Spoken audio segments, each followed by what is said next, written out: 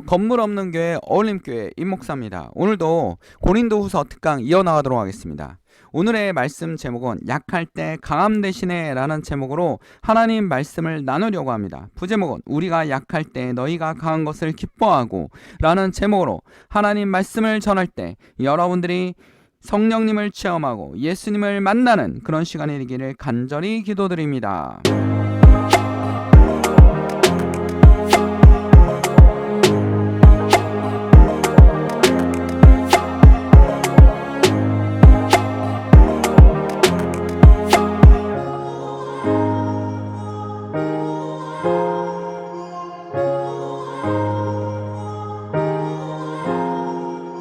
자, 여러분, 세계사에 보면 아주 유명한 전쟁이 많이 있습니다. 그 중에서 가장 유명한 전쟁이라고 볼 수 있는 그 중에서 유명한 전쟁은 바로 스페인과 영국의 전쟁입니다. 이 전쟁의 결과로 인해서 가장 강대국이었던 스페인이 무너지고 가장 약했던 영국이 가장 강대국으로 성장하는 기반이 되는 전쟁이었습니다. 당시에 영국의 여왕은 누구셨습니까? 바로 엘리자베스 1세 여왕이었습니다. 그리고 영국은 굉장히 작은 섬나라에 불과했습니다. 근데 스페인 같은 경우는 스페인과 펠리페 2세 같은 경우는 태어날 때부터 아버지는 스페인의 왕이었고 어머니는 네덜란드의 왕이었습니다. 그래서 펠리페 2세는 네덜란드와 스페인을 동시에 물려받는 동시에 국왕이 되는 그런 혜택을 받았습니다. 거기다가 당시에 가장 강대국이었던 오스만 투르크 제국을 무너뜨리면서 어떡합니까? 스페인은 세계 최강의 국가가 되었고 많은 식민지를 건설하는 국가가 되었습니다. 자, 근데 이 엘리자베스 여왕은 스페인의 펠리페 2세와 사이가 그렇게 좋지 않았습니다. 자, 그래서 어떡합니까? 영국은 어떡합니까? 스페인을 견제하기 위해서 해적을 지원해 줍니다. 그리고 그 해적들은 스페인이 각 지역에 어떡합니까? 그 식민지 지역에서 많은 금은보화를 약탈해 오지 않습니까? 그거를 어떡합니까? 뺏는 역할을 하는 게 바로 해적들의 역할이었습니다. 자, 그래서 그 해적들을 어떡합니까? 귀족으로 만들고 그 해적의 지휘자를 드래그라는 해적을 어떡합니까? 귀족으로 만들고 나중에 영국의 부사령관으로 해군 부사령관으로 만들어서 펠리페 2세와 전쟁을 치르게 했다라는 겁니다. 자, 펠리페 2세는 당시에 많은 국가와 그 다음에 네덜란드의 반란으로 인해서 많은 전쟁을 하고 있었습니다. 그래서 재정이 그렇게 넉넉하지 못했습니다. 근데 그래서 영국은 웬만하면 건들지 않으려고 했는데 영국에도 문제가 있었다라는 겁니다. 자, 영국은 뭡니까? 기독교입니다. 개신교입니다. 그리고 이때 스페인은 카톨릭이었습니다. 어떻게 하면 종교적인 이념도 옆에 깔려 있었다라는 겁니다.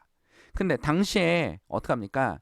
카톨릭 교도였던 엘리자베스 1세의 조카, 그러니까 오촌 조카가 되죠. 오촌 조카의 왕족이 있었는데 그러니까 엘리자베스가 죽으면 걔가 왕이 되는 겁니다. 스튜어트 여왕이라고 왕이 되는 겁니다. 근데도 불구하고 이 스튜어트 여왕이 펠리페 2세와 짜고 여왕을 암살하려는 계획을 짰다라는 겁니다. 카톨릭 교도들과 함께 여왕을 암살해야지만 영국을 어떡합니까? 카톨릭 국가로 만들 수 있다라는 겁니다. 그런데 결국 들키고 말았죠. 그리고 결국 이 스튜어트 왕비도 여왕도 처형을 당합니다. 처형을 당하자 그걸 근거로 해서 펠리페 2세가 영국을 무리하게 정말 무리하게 치기 시작한 겁니다. 그래서 무적함대가 나아갑니다. 그리고 영국은 해적을 부사령관으로 임명하고 해군 부사령관에서 어떡합니까? 영국 해역에서 대전투가 벌어집니다. 그 전투가 뭡니까? 칼레전입니다. 이 전투에서 보면 누가 이길 것 같습니다. 당연히 펠리페 2세가 이기죠. 무적함대에 많은 전투 경험과 워낙 거대한 나라고 거기다 영국은 워낙 약한 나라였고 거기다 여왕이라고 하니까 얼마나 얕봤겠습니까? 야, 그래서 자 거기다가 해적이 총사령관이 그 부사령관이 돼서 쳐들어오니 얼마나 이 약한 나라를 쉽게 받겠습니다. 근데도 불구하고 그리고 병력수나 그 다음에 해군의 숫자를 봐도 배의 숫자를 봐도 엄청나게 무적함대가 유리했습니다. 근데도 불구하고 이 전쟁에서 누가 승리했습니까? 영국이 승리했습니다.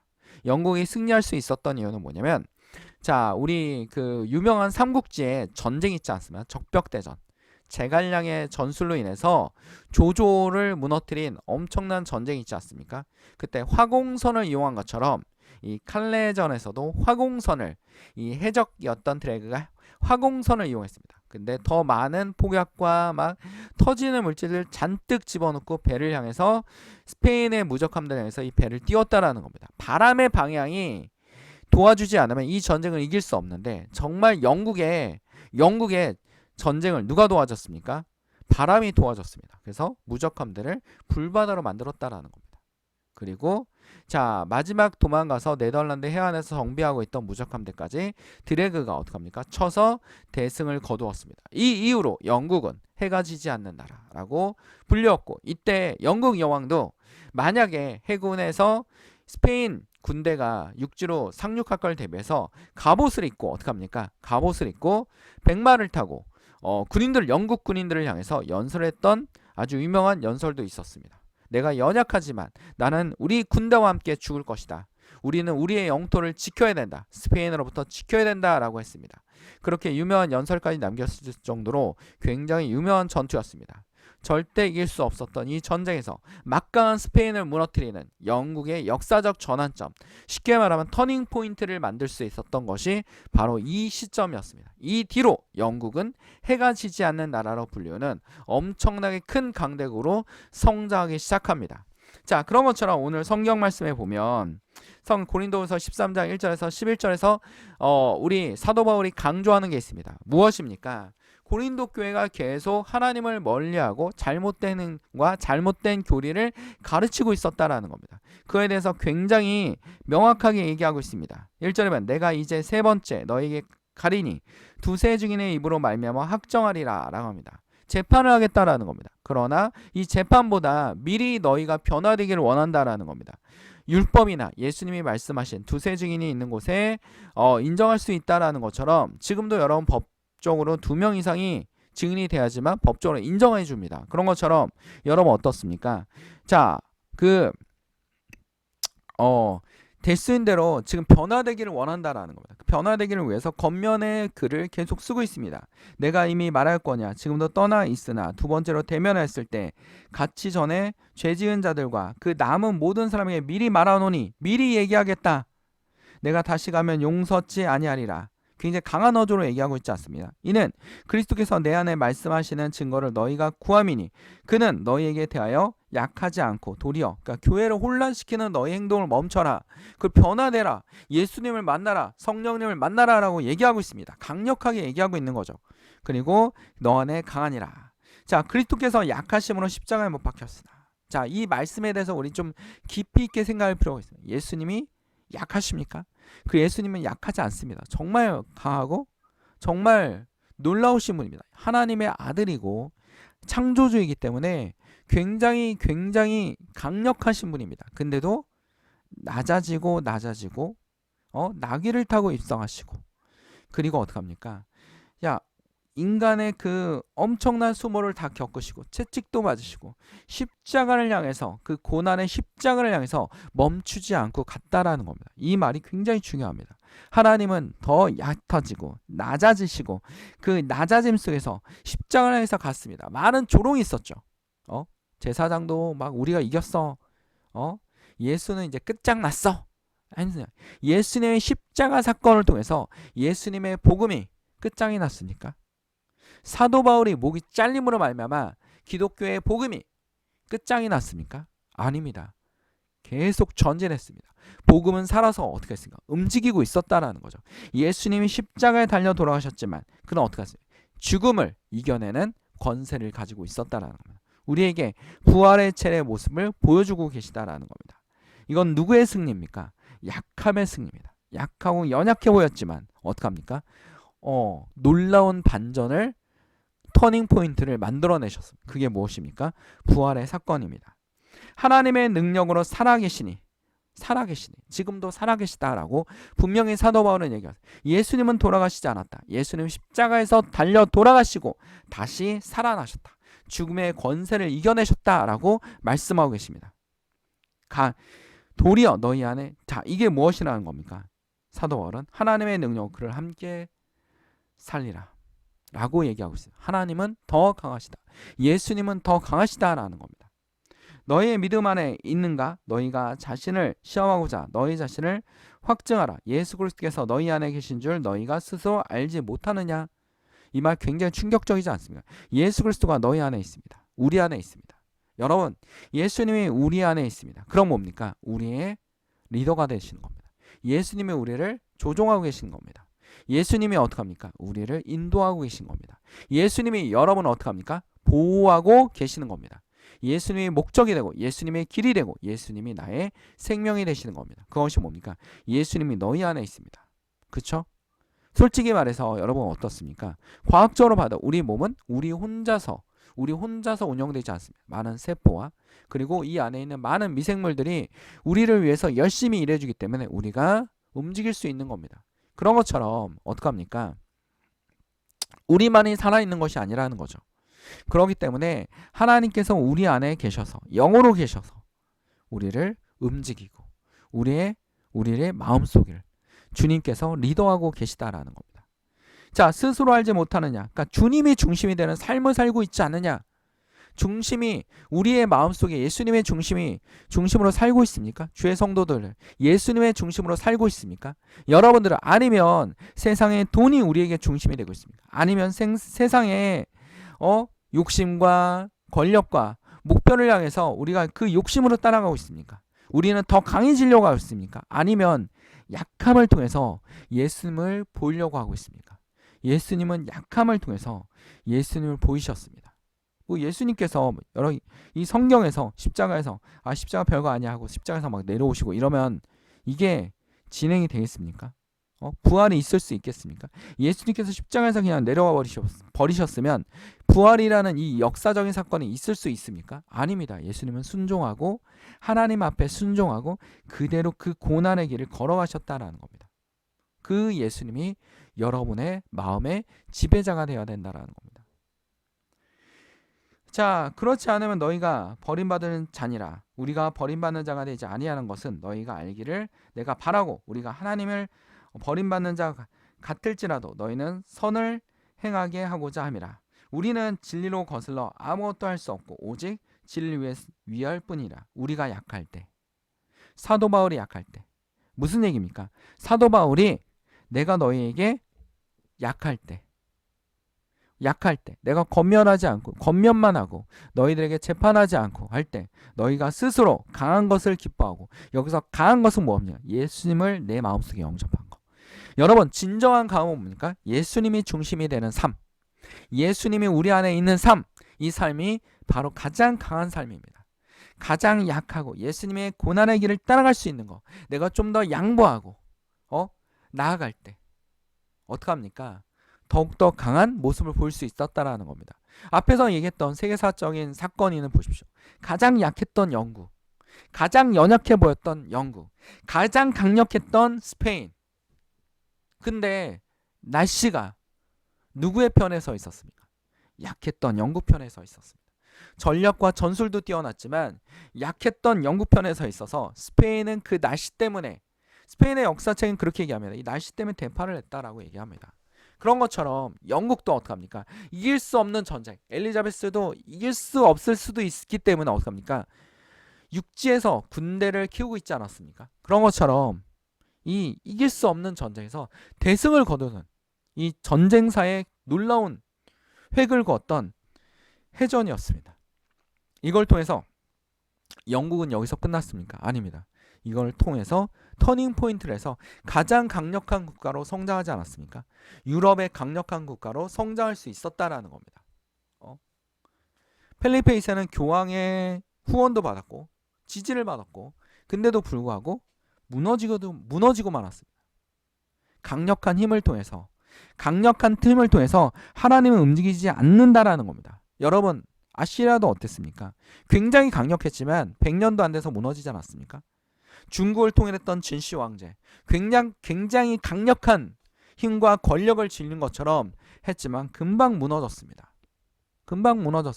정말 강한 것이 무엇인지 생각해 볼 필요가 있습니다. 여러분 중국이 잘하고 있는 모소대나무 압니까? 아무리 씨를 뿌리고 거름을 줘도 4년 동안 정말 찔끔 자랍니다. 사람들은 그런 대나무를 봤을 때 어떻습니까? 저걸 뭐 하는 짓이야? 4년 동안 열심히 했는데 전혀 자라지 않고 조금만 자라는 거야. 근데 4년 후에는 어떻게 됩니까? 굉장히 유명한 얘기지 않습니까? 모소대나무는 막 10m, 20m 쭉쭉 자라납니다. 그래서 대나무 중에서 가장 큰 대나무를 숲을 이루는 것이 바로 모소대나무입니다. 우리는 하나님의 씨앗을 지금부터 계속 뿌려나갑니다. 뿌려가고 있습니다. 하나님의 말씀의 씨앗을 뿌려가고 있습니다. 하나님의 기도의 씨앗을 뿌려가고 있습니다. 우리는 하나님의 우리의 길을 열어줄 때까지 하나님을 바라보고 있습니다. 우리가 진정한 강함입니다. 기도하고 무릎 꿇고 하나님 우리는 연약합니다. 하나님을 붙듭니다. 예수 그리스도의 인도함을 받고 싶습니다. 라고 붙들었을 때 정말 강한 모습을 볼 수 있다라는 겁니다. 사도 바울은 여기서 이렇게 표현해요. 우리가 약할 때 너희가 강한 것을 기뻐하고 너희의 예수 그리스도를 중심으로 사는 것을 기뻐하고 우리가 너희에 가서 재판하거나 너희를 처벌하거나 하지 않고 너희가 어떻게 스스로 변화돼서 예수님을 마음에 두고 예수님의 중심으로 살할 때 그게 무엇입니까? 강함이라고 얘기하고 있습니다. 진정한 강함이라고 얘기하고 있습니다. 기뻐하고 이것을 위하여 구하니 곧 너희가 온전하게 되라 라는 말을 사용하고 있습니다. 자, 당시에 고대 헬라어로는 뭐라고 얘기했어요? 온전하다라는 말은 카타르티조라는 단어를 사용했습니다. 카타르티조. 여기만 사용한 게 아니라 반복적으로 사용하고 있어요. 온전하게라고 계속 얘기하고 있어요. 카타르티조. 굉장히 이거 수선하다, 복구시키다. 뭡니까? 수선하다. 너희를 변화시켜라. 너희를 변화되기를 원하다. 고쳐야 된다. 여기서 너희가 온전하게 너희가 고쳐야 하는 것, 예수님 중심으로 고쳐야 하는 것. 주의 성도 여러분, 고쳐야 됩니다. 여러분도 고쳐야 됩니다. 어떻게 고쳐야 됩니까? 예수님 중심으로 성장하는 거. 예수님을 붙드는 거. 주님, 저는 약합니다. 저는 연약합니다. 이 강한 정치적 세력과 손을 잡는 것이 아니라 주님을 바라보는 그런 믿음으로 나아갈 때 하나님은 큰 변화를 일으키신다라는 겁니다. 우리 성경에서 보면 연약하지 않습니까? 다윗도 연약했습니다. 형제 중에서 왕이 될 사람이 아니었습니다. 근데도 그가 왕이 되었습니다. 그리고 이스라엘에서도 지금도 가장 강력한 왕이 되지 않았습니까? 가장 강력한 왕이 되었습니다. 세종대왕도 어땠습니까? 형제 중에서 가장 나약했습니다. 근데 그가 왕이 되었습니다. 이도가 왕이 되었습니다. 우리나라 역사상 가장 존경받는 왕이 되지 않았습니까? 그런 것처럼 우리가 약할 때 하나님께서 우리를 붙들어 주시고 인도하신다라는 겁니다. 하나님을 붙들 때 하나님이 필요합니다.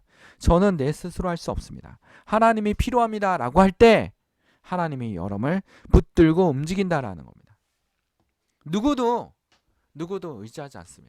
누구도 의지하지 않습니다. 주변에 있는 목회자들, 목사님, 전도사님들을 의지하지 않습니다. 하나님은 자기 길을 가십니다. 그리고 여러분에게 필요한 사람을 가서 붙여준다라는 겁니다. 붙여준다라는 거. 움직이는 경우가 많습니다. 너에게 필요한 사람을 붙여준다라는 겁니다. 그런 것처럼 하나님이 여러분 사람을 바라보지 말고 주변에 있는 사람을 바라보지 말고 오직 예수 그리스도를 바라보는 주의 성도가 되기를 간절히 축원드립니다. 그때 온전하게 되는 것이다 라고 얘기하습니다. 너희가 예수님 중심으로 할 때 예수님이 우리의 중심이 될 때 온전하고 완벽하게 고쳐지는 것이다 라고 얘기합니다. 이걸 뭐한다? 강하다라고 표현하고 있습니다. 사도 바울은 이것이 강하다라는 철학을 굉장히 잘 얘기해주고 있습니다. 우리가 약해 보일 때 오히려 더 강할 수도 있습니다. 그 약함이 오히려 어떻게 합니까? 더 강함을 통해서 강대국도 무릎 꿇게 하고 이 약함을 통해서 어떻게 합니까? 교만한 자들을 무릎 꿇게 만들어준다는 것이 바로 하나님의 말씀입니다. 하나님은 그렇게 세계를 움직이고 계시다라는 겁니다. 우리는 이 말씀을 기억합시다. 우리가 약할 때 너희가 강한 것을 기뻐하고 예수님 중심으로 사는 것을 기뻐하고 이것을 위하여 구하니 곧 너희가 온전하게 변화를 시켜서 너희가 변화를 시켜서 예수님 중심으로 되는 그런 삶이 살기를 간절히 원한다라고 얘기하고 있습니다. 이 말을 꼭 기억합시다. 기도하겠습니다. 사랑 안에 충만하신 아버지, 오늘도 주의 말씀을 통하여 우리가 항상 우리 중심으로, 우리의 생각대로, 우리의 권력대로, 권력을 의지하고 돈을 의지하고 하나님을 멀리하고 하나님을 믿는다 하지만 겉으로는 다 내 힘과 인맥을 통해서 모든 일을 하려고 하고 있습니다. 주여, 우리 마음속에 주님 중심이 되어서 주님을 따라가고 주님을 통해서 움직여져는 기적의 역사를 만들어 주시옵소서. 안 될 것 같지만 되게 하시고 오히려 교만한 자를 무너뜨리시고 예수 그리스도를 나타낼 수 있는 그런 주의 성도들이 될 수 있도록 주님 붙들어 주시옵소서. 악한 영들에게 지배받는 성도가 있습니까? 악한 영들이 떠나가게 하시고 연약한 육체를 통하여 고통받는 성도들이 있습니다. 치료함을 더하여 주시옵소서. 주의 영광을 위하여 예수님이 살아계심을 알리기 위하여 오늘도 하나님께 간절히 기도드립니다. 식탁 위에 음식이 떨어지지 않게 하시고 오늘도 우리를 위해서 십자가에 달려 돌아시고 피 흘리시고 부활하신 예수 그리스도의 이름으로 기도드립니다. 아멘. 하나님께 영광의 박수를 올립니다. 건물 없는 교회, 어울림 교회 말씀 창고였습니다.